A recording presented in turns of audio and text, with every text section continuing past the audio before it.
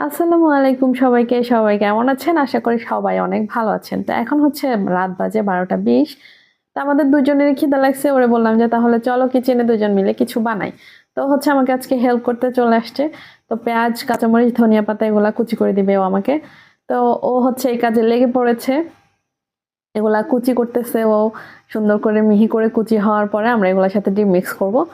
এগুলা দিয়ে আমরা হচ্ছে পাউরুটির সাথে মিশিয়ে ভেজে খাবো আরকি।